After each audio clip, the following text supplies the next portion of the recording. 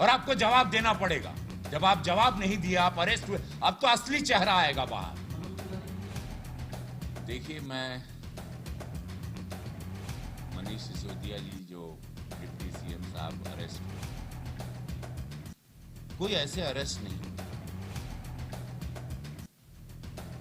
उन्होंने इतने SIM card क्यों तोड़े, इतने मोबाइल नंबर क्यों बदले, वो कुछ जवाब नहीं मिला। जब सीबीआई जवाब में उन्होंने मदद नहीं की।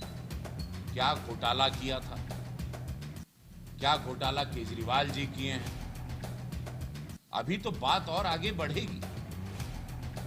जनता को असली चेहरा अब पता चलेगा कि कैसा छल किया जा रहा था। शराब नीतियों में इतना बदलाव किसको फायदा देने के लिए किए थे, वो अब सब बातें आएंगी। कितने हजार करोड़ का फायदा हुआ, कहां गया पैसा, कौन लिया, कहां आप लोगों ने किस प्रदेश के चुनाव में वो पैसों का इस्तेमाल किया, क्यों हैदराबाद से आपको पैसा आया, वो हर बात का जवाब देना पड़ेगा।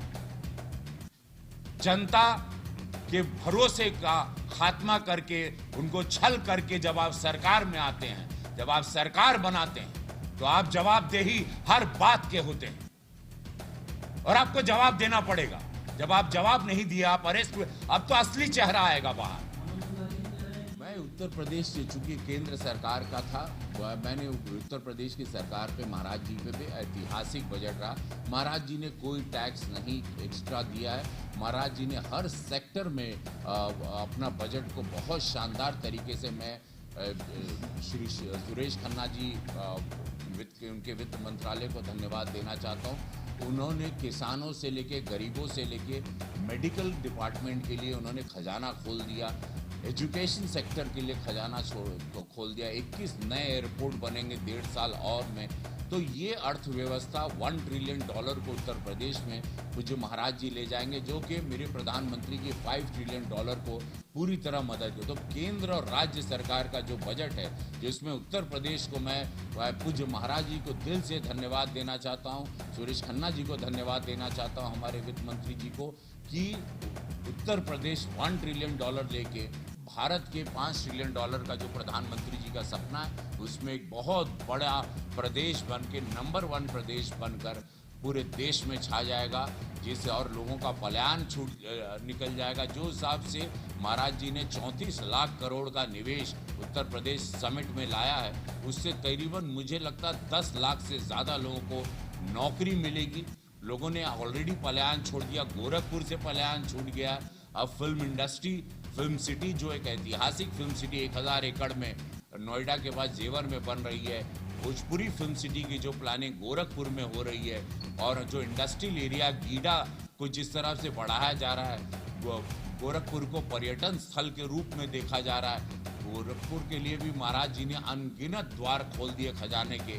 तो गोरखपुर आज अपने स्वर्णमय समय में, 70 साल में जो गोरखपुर नहीं देखा था, गोरखपुर आज एक मिसाल काम, एक नज़ीर पेश कर रहा है। पूरे देश में पर्यटन आ रहे हैं, जिस हिसाब से 14 एयरक्राफ्ट हाउस पैक्स जाते हैं, जिस हिसाब से अभी हम लोगों ने 11 करोड़ का और एक टर्मिनल बना दिया, वो भी जनता को अभी भेंट कर देंगे, जिसमें 500 यात्री वहाँ पे बैठने और खाने पीने, कैफेटेरिया की व्यवस्था है। इंटरनेशनल एयरपोर्ट हम लोग 41 एकड़ का हमको रक्षा मंत्री जी ने दिया है, अभी राजनाथ सिंह जी को धन्यवाद। तो पूज्य महाराज जी की सारी एफर्ट, पूज्य महाराज जी की जितनी तपस्या और सोच, दूरदृष्टा सोच ने उत्तर प्रदेश को आज ऊंचाई पर पहुंचा दिया है। गोरखपुर आज एक बहुत बड़ा नज़ीर पेश कर रहा है हर तरीके से।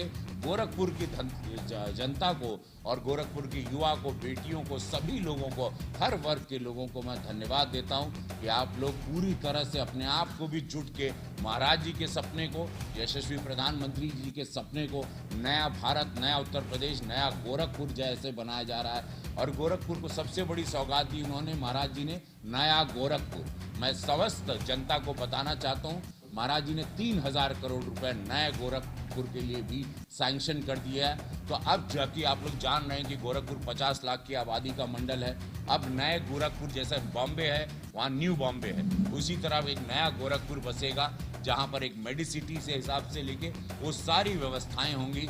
तो एक ऐतिहासिक पल से गोरखपुर गुजर रहा है। मैं पूरे गोरखपुर की देवतुल जनता को धन्यवाद देता हूँ। सड़कों का जाल, बिजली का जाल, इंडस्ट्रियल एरिया, फिल्मों की शूटिंग, रोजगार, 5 स्टार होटल से लेके होटल्स और पर्यटन, हर वर्ग के लोगों को, किसान हो, गरीब हो, मत्स्य पालन वालों, निषाद समाज हो, उनके लिए भी एक ऐतिहासिक बजट रहा।